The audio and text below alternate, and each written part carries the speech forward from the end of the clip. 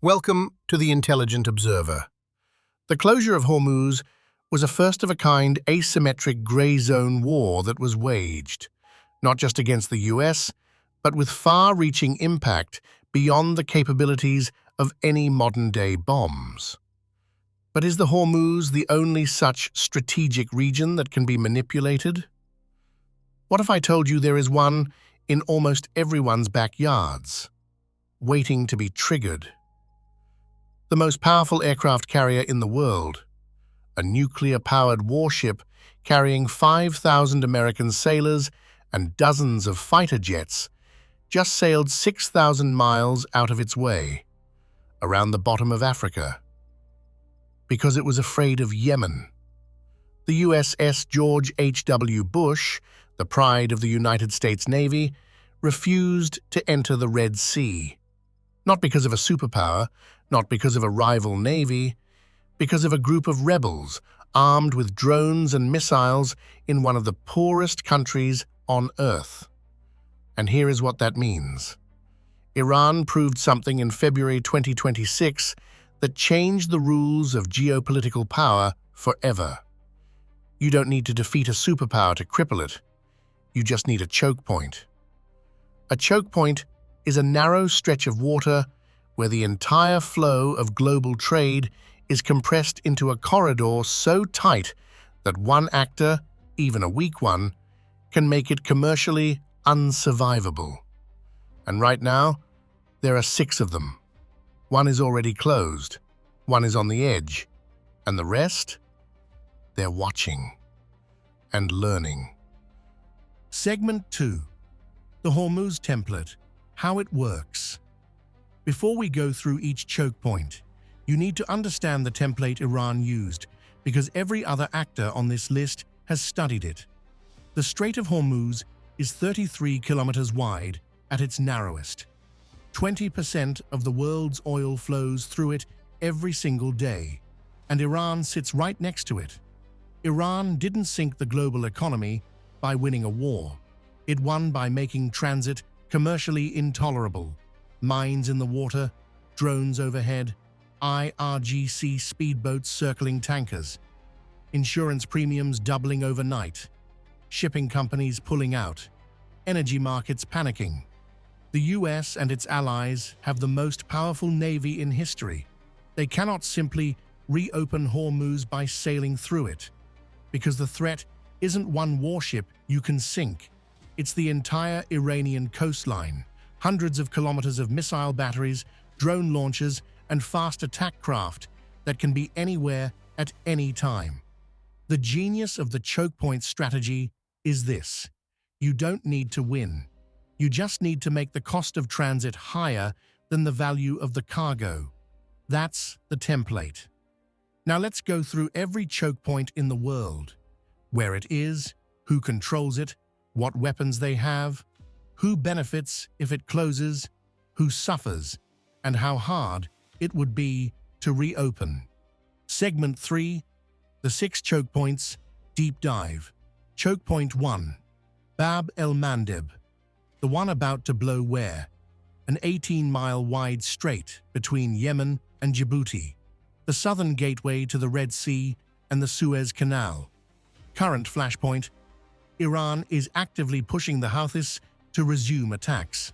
The Houthis have already launched ballistic missiles at Israel. Their commander publicly warned that Bab el-Mandeb closure is likely if the war escalates.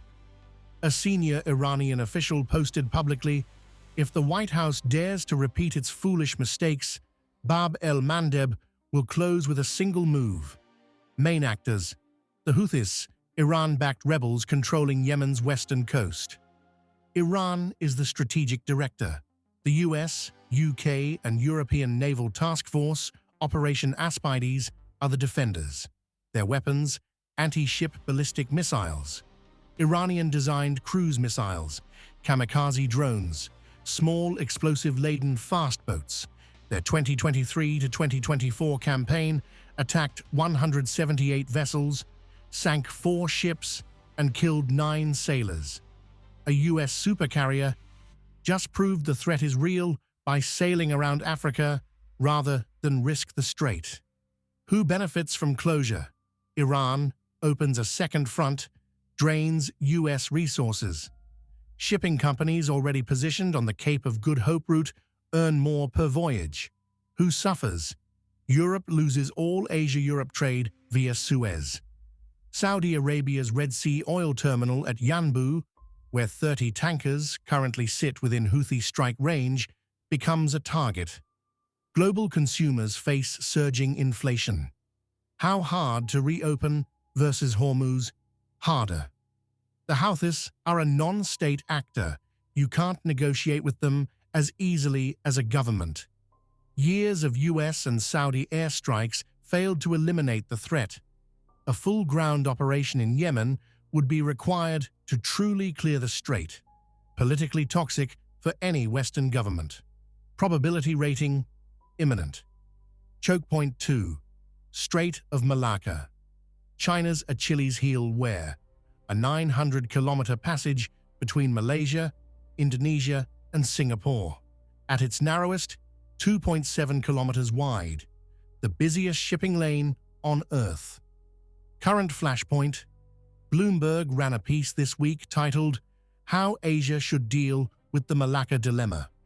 A retired Australian naval officer publicly proposed that Australia prepare to weaponize Malacca as leverage if China invades Taiwan. Indonesia's foreign minister floated mimicking Iran's Hormuz strategy, charging tolls on ships using the strait. China is watching all of this with deep alarm. Main actors. 3 states share the strait: Indonesia, Malaysia, and Singapore. In a US-China conflict, the US and allies could effectively weaponize it against Beijing. China has no viable alternative for its oil imports. Their weapons? The US doesn't need drones here. It needs submarines, naval presence, and allied cooperation. Mines in the strait would be devastating. The 3 bordering states have no unified defense framework, which is itself a vulnerability. Who benefits from closure? The US and allies in a Taiwan conflict scenario. Alternative overland routes that China has spent billions building, Myanmar pipeline, Pakistan corridor, are nowhere near sufficient to replace Malacca. Who suffers? China catastrophically. 80% of its imported oil and 60% of total maritime trade flows here. Japan and South Korea also depend heavily on Malacca. Global supply chains for electronics, cars, and consumer goods collapse. 40% of world trade passes through this strait. Economic impact would dwarf Hormuz. How hard to reopen versus Hormuz? If the US and allies close it, only full-scale war resolution reopens it. The political decision involves 3 sovereign states with competing interests. No single actor can be bombed into compliance.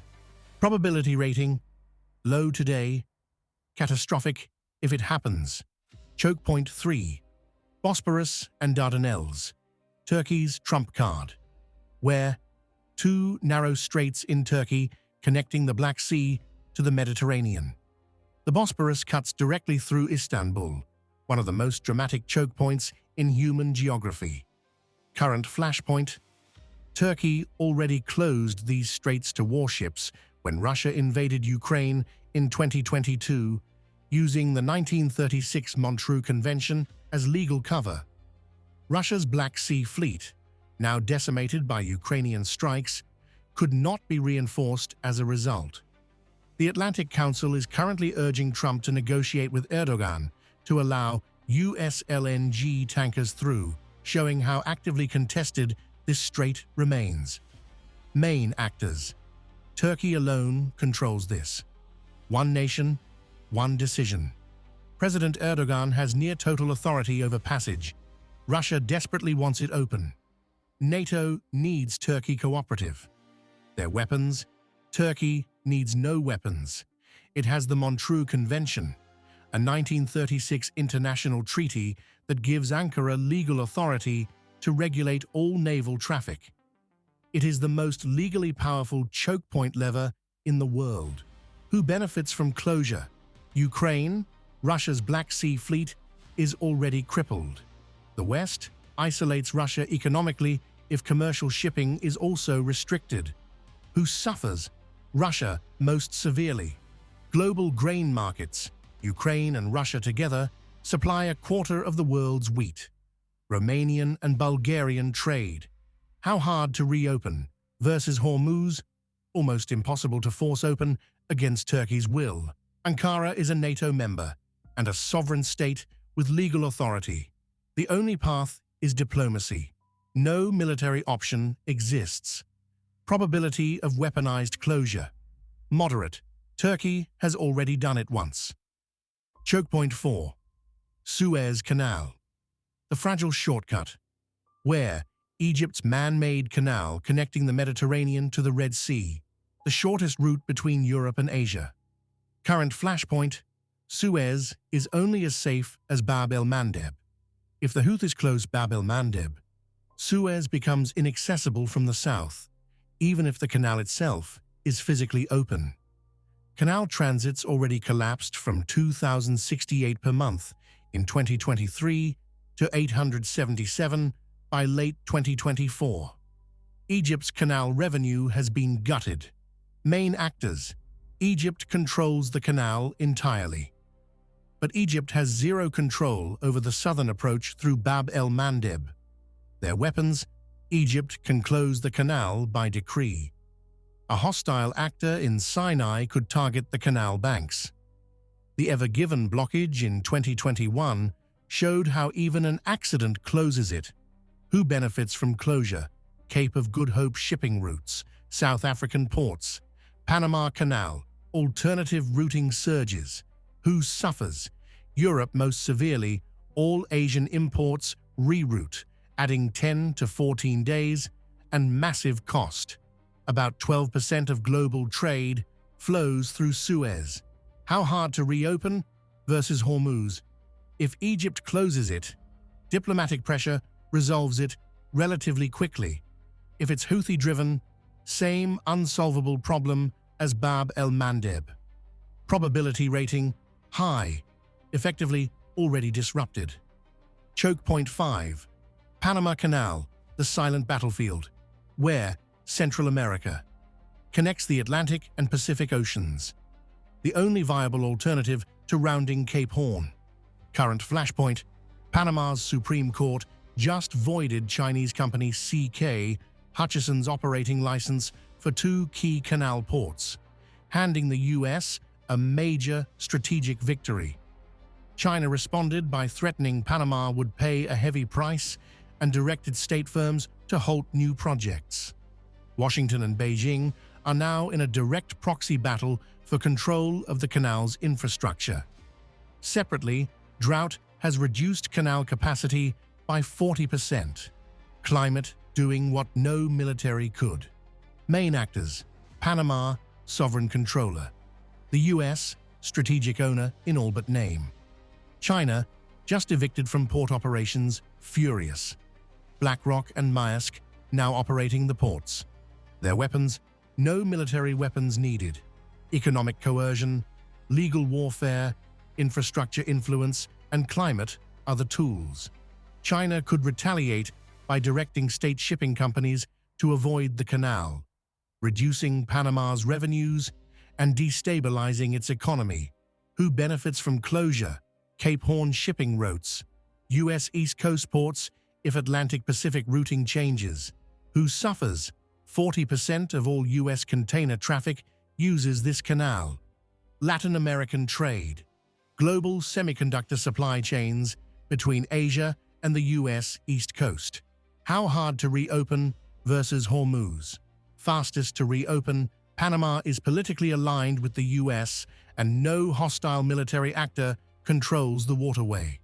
Climate disruption is harder to solve than a military standoff. Probability rating: low for military closure, moderate for economic disruption.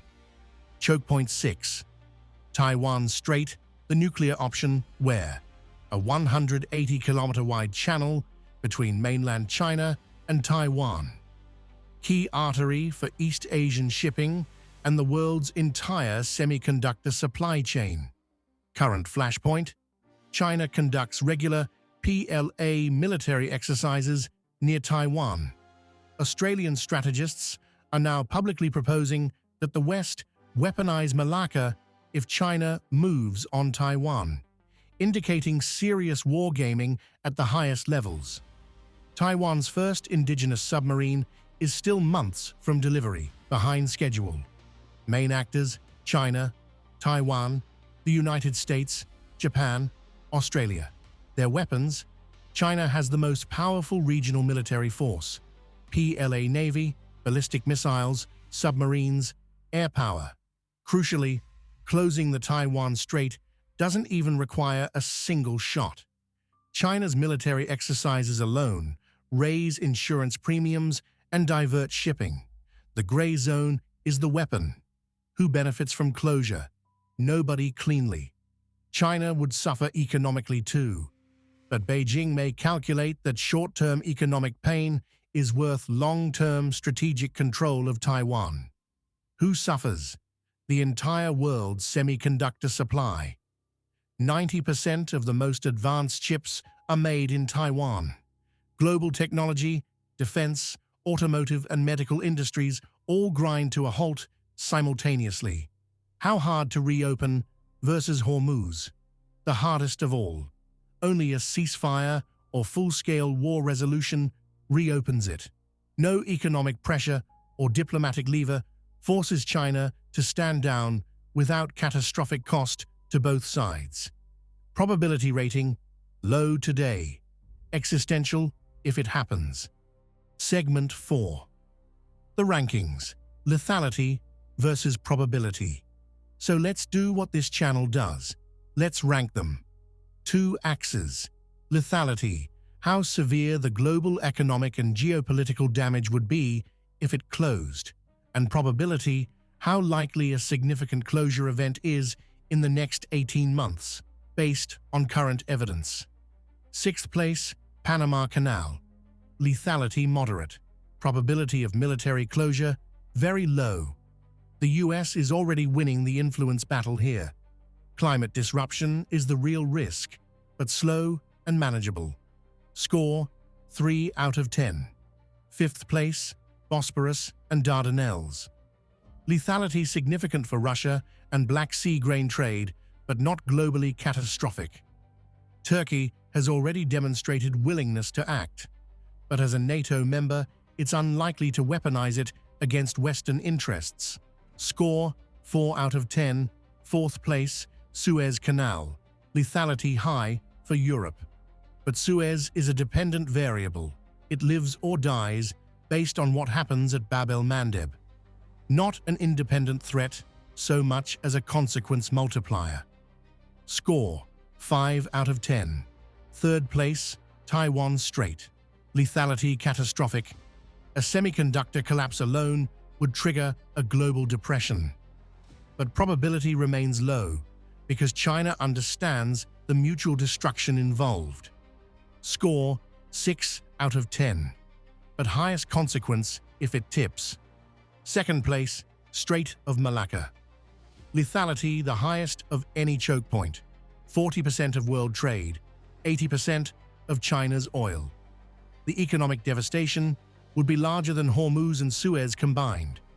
Probability of US-China conflict scenario: rising. Score: 7 out of 10. 1st place, Bab el-Mandeb. Lethality: 12% of global seaborne oil. All Europe-Asia-Suez traffic. Saudi Arabia's alternative export route now that Hormuz is already closed. If Bab el-Mandeb closes while Hormuz is shut, the world loses 2 simultaneous oil arteries, what analysts call the sum of all fears. Probability: the highest of any choke point not already closed. Iran is actively directing the Houthis to prepare, a supercarrier already fled, rather than risk it. Score: 9 out of 10. The grand prediction. If you're asking which choke point most likely defines the next 6 months of global history, it's Bab el-Mandeb. not because it's the most deadly in isolation, but because it's the most immediately actionable, the most strategically motivated, and the most likely to trigger a cascade. Bab el-Mandeb closes. Suez becomes inaccessible. Europe panics. Oil hits $150 per barrel.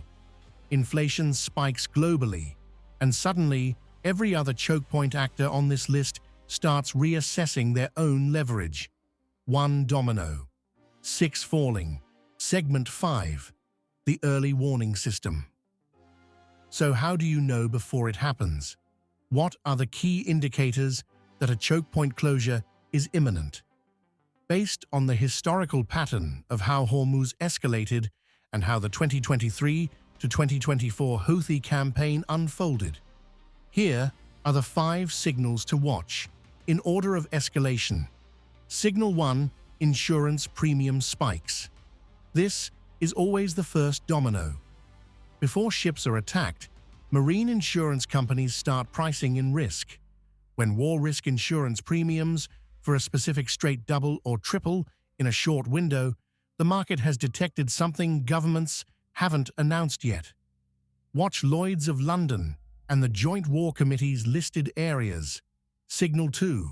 Major shipping companies announce voluntary rerouting. When Maersk, MSC, or CMAC GM, the 3 largest container shipping companies, announce they're avoiding a strait as a precaution, they are not being cautious. They have intelligence. When 2 of the 3 move simultaneously, a closure event is days away. This is exactly what happened at Hormuz in early 2026. Signal 3, a state-level actor signals publicly through proxies. Before every Houthi escalation, an Iranian official or state media outlet broadcast the intent. The April 7th quote, "Iran's allies will close Bab el-Mandeb with a single move," was not a bluff. It was a countdown announcement. When the signal comes through the proxy, the clock has started. Signal 4. U.S. military repositioning. When U.S. carrier strike groups change routing. As the George H.W. Bush just did by going around Africa. It signals that U.S. intelligence has assessed the strait as operationally untenable. A carrier rerouting is the Pentagon saying in actions rather than words that a closure event is likely. Signal 5. Emergency OPEC plus meetings or unilateral production announcements. When Gulf states call emergency meetings or activate contingency pipelines, they have received private intelligence that a disruption is imminent. The activation of Saudi Arabia's Yanbu Red Sea terminal, moving 5 million barrels per day to a port within Houthi strike range, was both a contingency measure and a visible warning signal. If you see 3 or more of these signals activate simultaneously for any single strait, the closure event is not a question of whether, only when. Segment 6.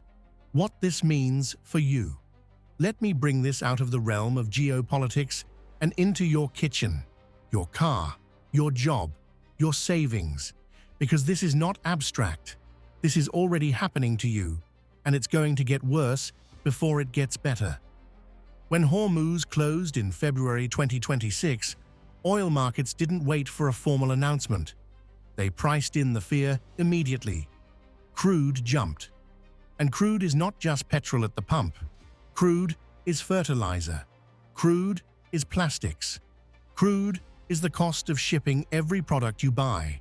The phone in your hand, the food on your table, the clothes on your back. Every single thing you consume moved through a ship at some point. And that ship runs on fuel priced against crude oil. A sustained Hormuz closure means inflation, not the gentle 4% kind, the 1970s kind, where governments lose control of prices and central banks have no good options.